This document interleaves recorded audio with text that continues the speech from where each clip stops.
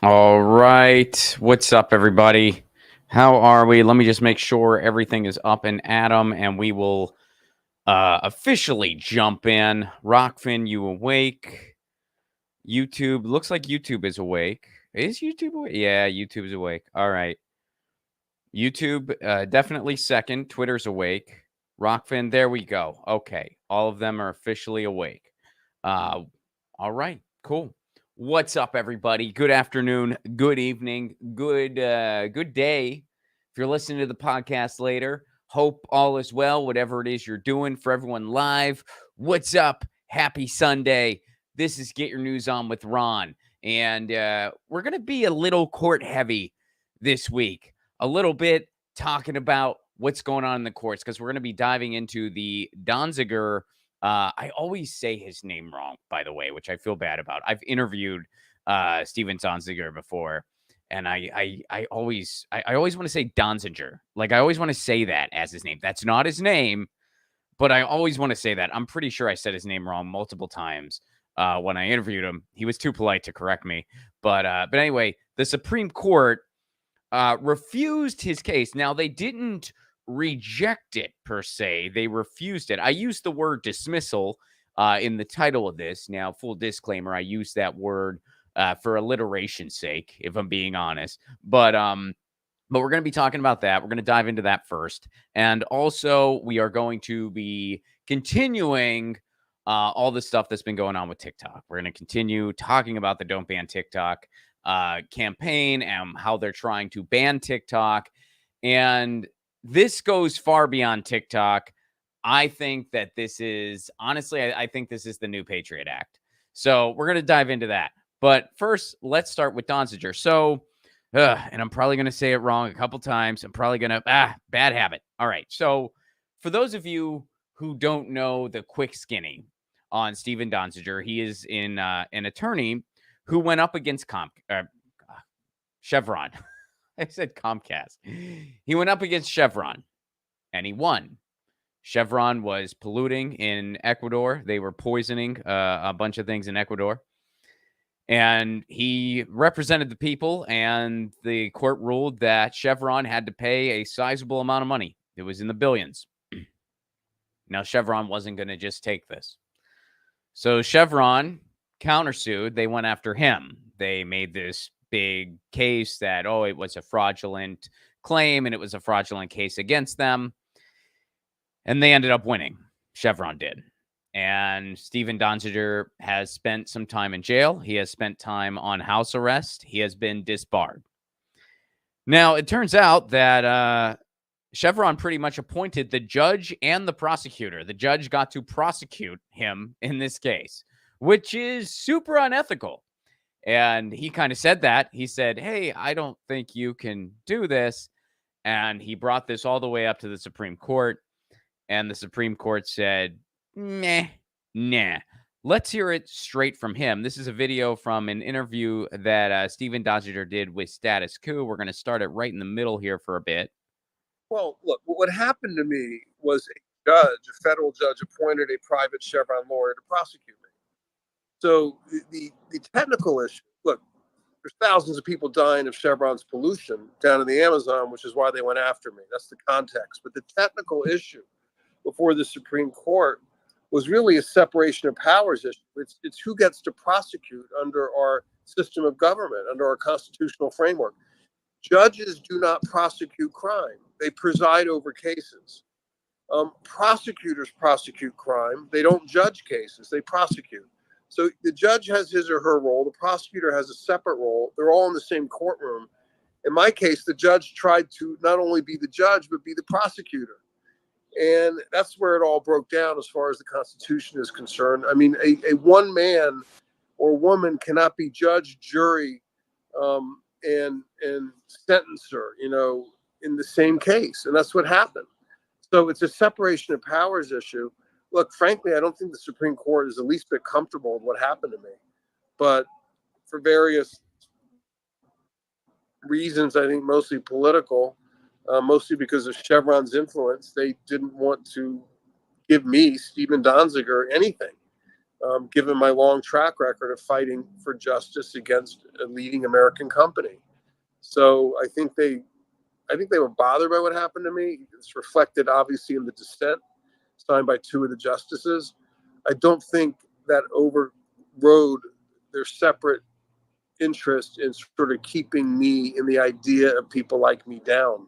That is, people who fight for justice successfully on behalf of people from other countries against some of our major corporations.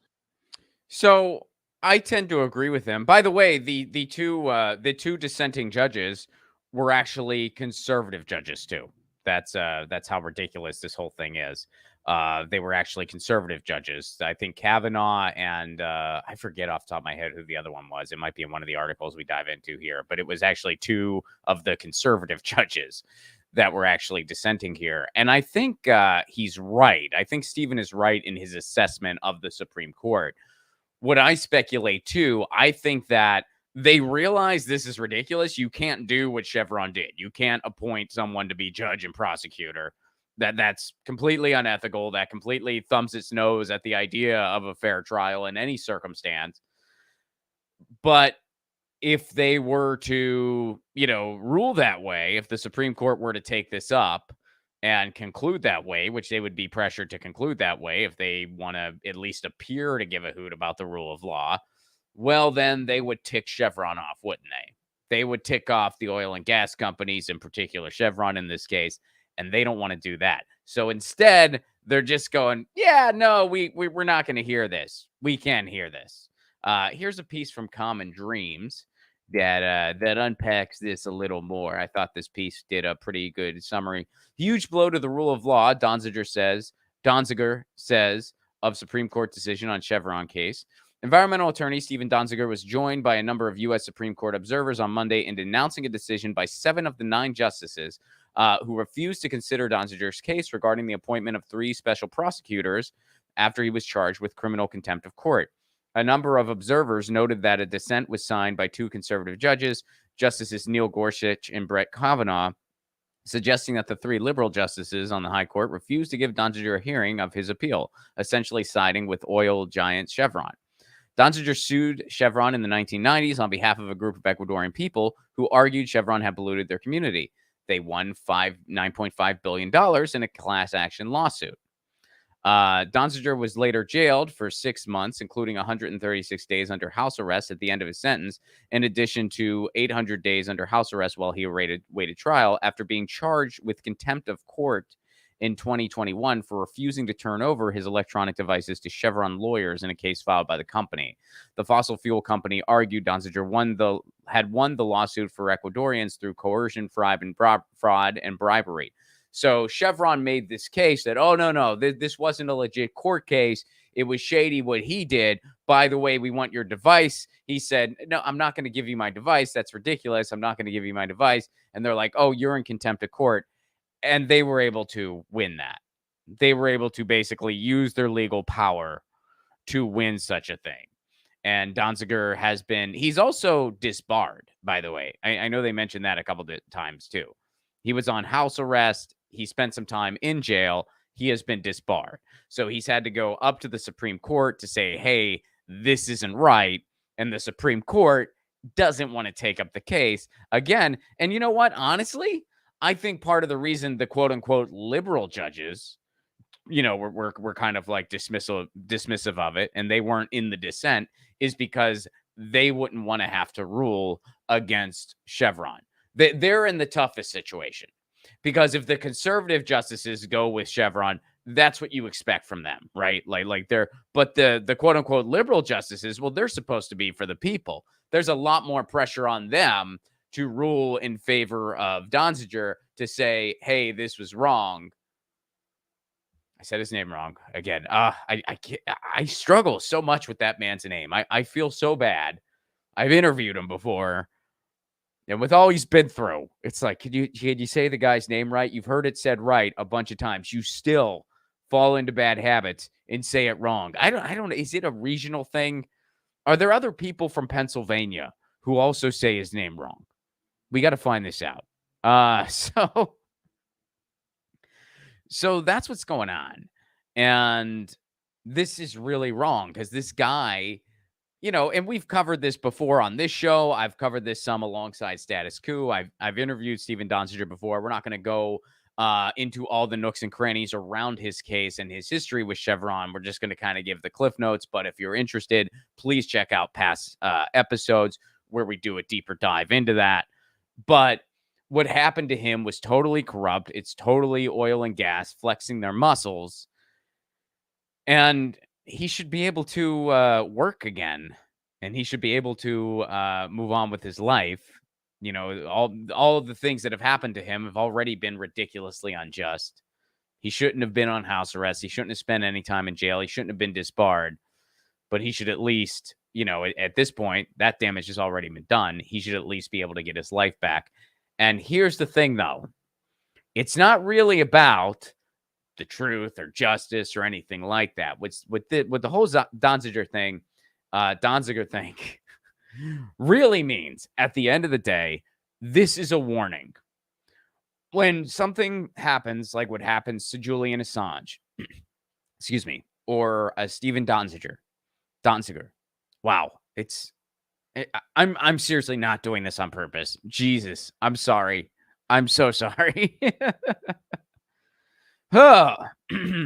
Excuse me. And I got a little something in my throat, and I don't have any water. But I usually have some next to me. I randomly forgot today, and of course I actually need it. Maybe I'll go grab some. But look. So this is a warning. If you're an attorney who wants to use your powers for good, which, let's be honest, that's not super common. Not many attorneys, and I don't want to overgeneralize, but it's not as common to see attorneys using their power for good. First of all, if you're an attorney and you want to use your powers for good, 90-some% of the time, you're going to make way less money than someone who doesn't. Someone who's just like, yeah, I'll be a corporate attorney and I'll help you out. Yeah, that's a ticket to making a lot of money for the rest of your life. If you're somebody who wants to help out the little guy, like people in Ecuador who are being poisoned by Chevron, you're not gonna get the same payday, 90-some% of the time, nowhere close. And so Steven's using his powers for good already. And not only if you use your powers for good, are you taking a way smaller paycheck for much harder work, but they might make an example of you if you win. So this is Chevron. This is a warning shot across the bows from Chevron and from oil and gas in general. You come at us, this is what we do. We're going to get you back. We're going to build our own case, and we're going to come for you, and we're going to hammer you. And the Supreme Court will not have your back, because the Supreme Court has nothing to do with law and order. The Supreme Court has nothing to do with law and order. It has everything to do with protecting corporate interest and imposing theocratic dogma on the country. That's what the Supreme Court has always been about. So we'll continue to monitor this, but it's really sad. I mean, I remember, everybody was celebrating when he was finally freed, which of course was worth celebrating, abso-freaking-lutely. But the fight's not over yet. He's still in the weeds with all this. It's a good thing he's freed at least. He should have never been in that problem in the first place.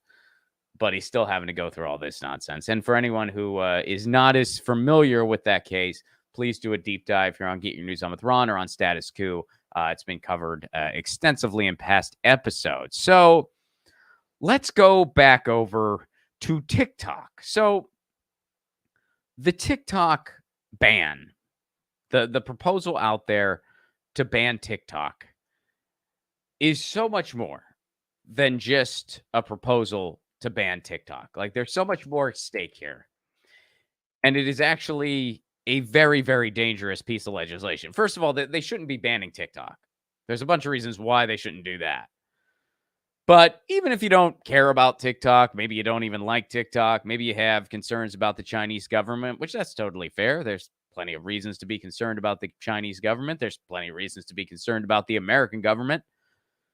But even if you feel that way, you should still be against this legislation because it goes far beyond TikTok. And unless you like the Patriot Act, you shouldn't like this. So unless you were like, oh, the Patriot Act was a good thing, You shouldn't like this. And I have a feeling if you're watching this show, you weren't a fan of the Patriot Act. But anyway, all right. So here's something that I want to show. Let's see here. So I like this meme. This is that Lisa Simpson meme. And it says, the TikTok ban bill isn't about banning TikTok. This bill will change online privacy as we know it and will affect the entire internet. They want you to believe it's just a TikTok ban to get you to not care, but you better start caring.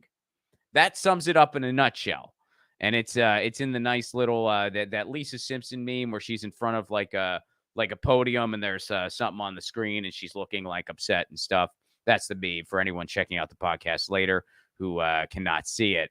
That's like the meme they're talking about. So here's what's going on there. There's a policy out there to ban TikTok that some Republicans and Democrats are both for. And Joe Biden said he would sign it.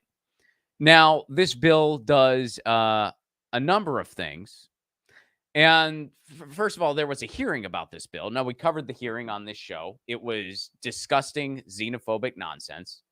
It was absolutely embarrassing. I mean, we played some of it on this show. It was absolutely embarrassing for the United States. It had nothing to do with actual data privacy concerns or big tech or anything like that. It had everything to do with just nationalist, xenophobic garbage. And the CEO, Xiao Zhiqiu, he proposed that, so the big concern here is they're like, oh, TikTok has data from United States citizens and the Chinese government could get into that and blah, blah, blah. So the CEO proposed, he came out and said, well, yeah, of course, like that's a possibility. The same way it's a possibility on Facebook or Instagram or Twitter or whatever, or YouTube. In fact, throughout the hearing, it was revealed that Facebook and Instagram are actually worse when it comes to data privacy than TikTok is. They do worse things than TikTok does. TikTok doesn't target you with ads. Facebook does. They openly say they do. What does that mean? That means whenever you're doing anything on Facebook, they're watching all of it. And they send you ads and send you websites and put stuff into your feed in an attempt to either A, sell you stuff, or B, and most importantly, actually, keep you on Facebook. That's how it works. So a lot of these problems around social media platforms can all be traced back to we need better data privacy laws so that they can't be monitoring you all the freaking time. And Facebook and Instagram are actually worse than TikTok. I'm not saying that TikTok has no concerns. It totally does. All these applications do.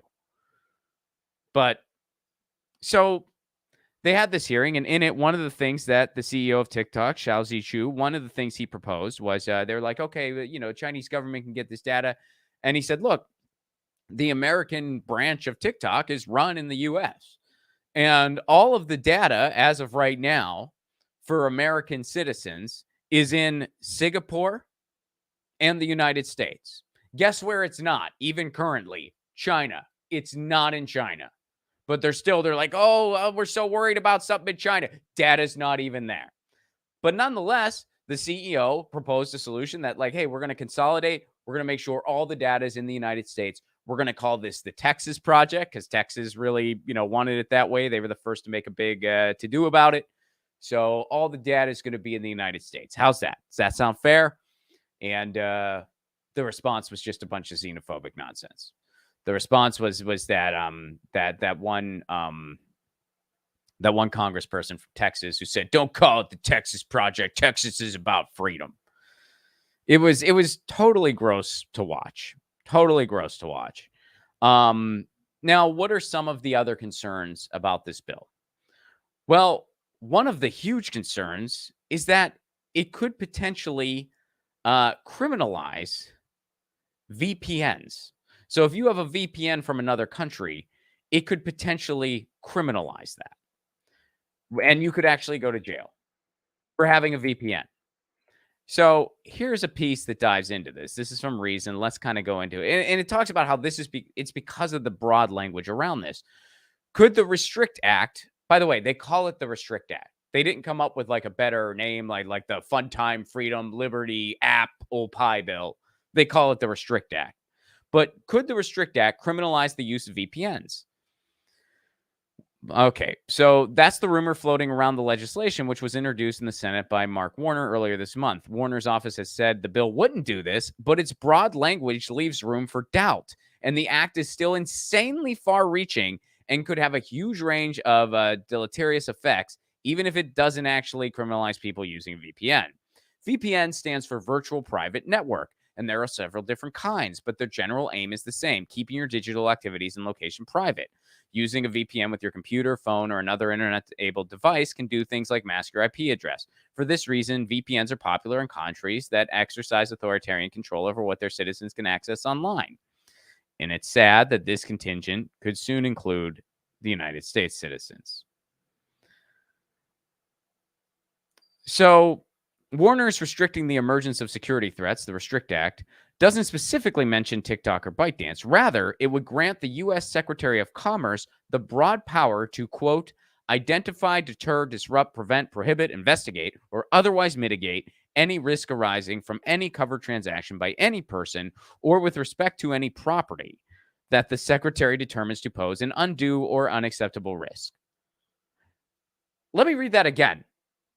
Let's just soak in how freaking broad that is. Identify, deter, disrupt, prevent, prohibit, investigate, or otherwise mitigate any risk arising from any covered transaction by any person or with respect to any property that the Secretary determines to pose an undue or unacceptable risk. Can that include a VPN? It sure as hell can. In fact, one could argue that the VPN comes into that prevent thing. Like, oh, you want to keep stuff private? Well, we want to prevent you from potentially doing anything. So we have the right to identify, deter, disrupt, prevent, prohibit, investigate, or otherwise mitigate any risk. These include federal elections, information and communications technology products and services.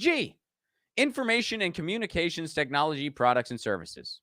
How broad is freaking that? And critical infrastructure or digital economy. Everything's pretty much our digital economy now. That's pretty much everything, as well as coercive or criminal activities by a foreign adversary. Oh, there we go, because that's what this is really all about. When it's domestic surveillance, we're fine. When it's a domestic data gathering, not a problem. But, when there's a different country involved, that's when we get scared. I'm going to go express my concerns about TikTok on Facebook because I don't understand irony. USA. So here's the last one. Coercive or criminal activities by a foreign adversary that are designed to undermine democratic processes and institutions or steer policy and regulatory decisions in favor of the strategic objectives of a foreign adversary to the detriment of the national security of the United States. In other words, if you're against the pro-American narrative in any given circumstance and you express it, and maybe you use a source from a foreign outlet to do so, bad. You can't do that. They can technically stop that, which, by the way, here's another huge concern with this legislation. It messes with something called the Berman Amendments. Now, the Berman Amendments is the right of U.S. citizens to be able to basically have access to foreign information. And the Berman Amendment prohibits a president from altering or messing with that in any way.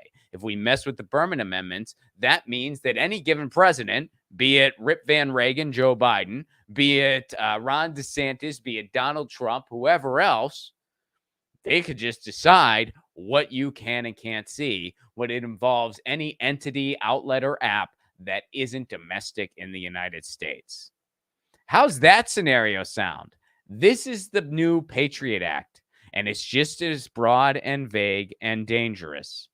Now, speaking of the Berman Amendments, I feel like this ACLU short really nails it in a very concise way. Now, full disclaimer, we're going to watch it. It is a little older at this point. They made this at the very beginning. So when they say Congress is having a hearing this week, obviously that's older information. The hearing has since happened. But this is still like a super informative video that I think really just nails it in like a minute. So here, check this out. Oh, as it loads slowly. That is frustrating, if I must say so myself. Here we go. Check this out. Trying to ban TikTok, and it is worse than you think. Here's what you need to know. Tomorrow, Congress will consider a bill that effectively bans TikTok for people in the US, and the way that they're planning to do it will undermine our First Amendment rights for years to come. Quietly introduced by Texas Congressman Michael McCall over the weekend, the law would forbid US citizens from engaging with entities that may transfer sensitive personal data to a foreign entity that is subject to the influence of China, effectively banning TikTok and many other foreign businesses. It would also gut the Berman Amendment, which was passed in 1988 to protect our right to receive information, regardless of what country that information was created in. It's what keeps the US government from banning a book by a Chinese author simply because it's from China. And in this case, it means that you can't ban a social media app simply because the app is from a Chinese company. Whether it's sharing cat videos, discussing spy balloons, or watching this video right now, the First Amendment guarantees your right to express yourself both online and off. So there you go. I think that sums it up, albeit it referred to a hearing that has already happened. But that really just sums up what we're dealing with. And this is why this policy is so dangerous, and it goes far beyond TikTok. Now, we do have a few allies who, at least in rhetoric, are kind of doing the right thing here. Jamal Bowman has expressed disapproval of the banning TikTok policy. He's expressed disapproval of it. So has AOC. And Rand Paul has actually been outspoken and has taken some action. Now, Rand Paul, I disagree with him most of the time. I usually disagree with Rand Paul on most things. But in this particular, for instance, he's getting it right. So here's something that happened recently. Republican Senator Rand Paul blocks bid to ban Chinese-owned TikTok. When Rand Paul is your line of defense when it comes to policy, boy, is that bad. But occasionally he is, especially when it comes to matters of war. Occasionally Rand Paul actually has a good take. And this is one of the instances where he did. Republican Senator Rand Paul blocks bid to ban Chinese-owned TikTok. U.S. Republican Senator Rand Paul on Wednesday, that was this past week, blocked a bid to fast-track a ban of popular Chinese-owned social media app TikTok, which more than 150 million Americans use, citing concerns about free speech and uneven treatment of social media companies. I think we should beware of those who fear to coax Americans to relinquish our liberties. Here's something he says that is really just spot on and sums it up. Every accusation of data gathering that has been attributed to TikTok could also be attributed to domestic big tech companies. He's right.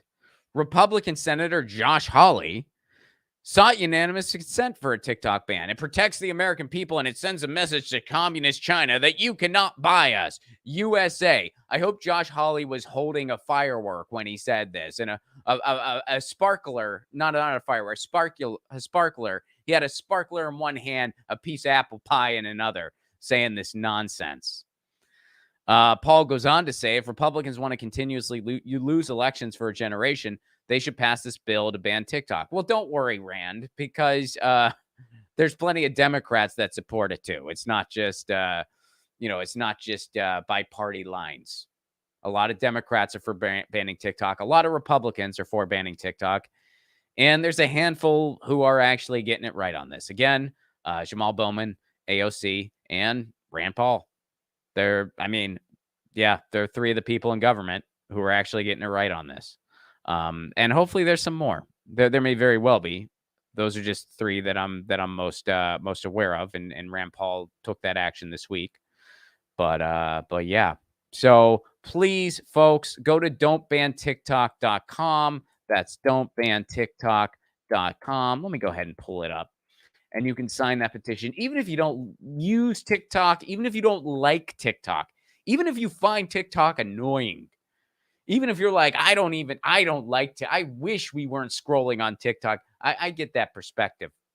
But again, this bill goes far beyond TikTok. Even if you don't like TikTok, even if you would rather people aren't scrolling on TikTok, first of all, just mind your own business. But second of all, you should still be really against this freaking legislation for all the reasons I just mentioned. Go to don'tbantiktok.com. Please do sign the petition. And folks, tour dates, I got them. Go to ronplacone.com. April 14th, it's coming right up. Next show in Los Angeles, that's at the Glendale Room at 10 p.m. May 12th, third show, 3 of 3 in Los Angeles. That's 10 p.m. at the Glendale Room again on May 12th. June 16th, Madison, Wisconsin. June 17th, Minneapolis, Minnesota. June 23rd, Detroit, Michigan. June 28th, Bloomington, Indiana. June 29th, Chicago, Illinois. Chicago, Madison, Minneapolis. Use the promo code Lucy at checkout for discounted tickets and act on that soon.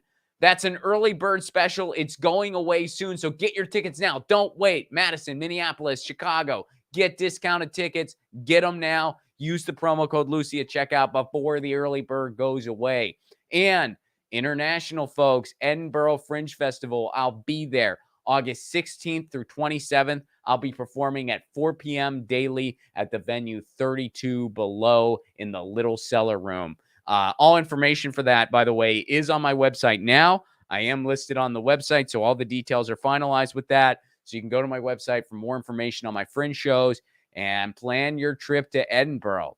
October 21st, the Grand Annex in San Pedro. I'm going to be doing a comedy series right in my neighborhood. That's all shows. So go to romplacone.com for tickets. If you want to support this show on the sustainability end, patreon.com/romplacone for a give what you can level. You get all kinds of exclusive content. You get to rewatch all the patron streams. We're going to do one right after this. And I just dropped a full hour of stand-up audio. My last headlining show in LA, I made a poor decision in placing the camera. And when I went back to look at it, all I could see was the back of a woman's head for the entire set. And I'm like, oh, I really screwed that up. I didn't realize that that's the way the camera was pointed. So I was like, well, I can't possibly clip anything out of this. It's this poor woman's head will just be like, hey, there's the back of a woman's head. So instead, I just distracted the audio from the entire hour and just put it up on Patreon. So you can get that. You can watch my full performance as Lucian the Satirist. And you guys know I got a new podcast series in the works. And I'm going to be sharing stuff on Patreon first. In fact, I'm going to be dropping a really fun clue today about that new series. So again, patreon.com/romplacone, even $1 a month goes a long way. Guys, don't go anywhere for everyone checking this out live because we're going to start the patron stream in just a minute. I'm just going to run and grab some water, actually, and then we'll start the patron stream. And everyone else, you know the drill. Lucy, she says meow. And I say peace, love, and a general strike. Over the Road Trucker, we will get to your super chat at the beginning of the next stream, so don't go anywhere. And I will be right back in about 2 minutes or so. Peace, love, and a general strike.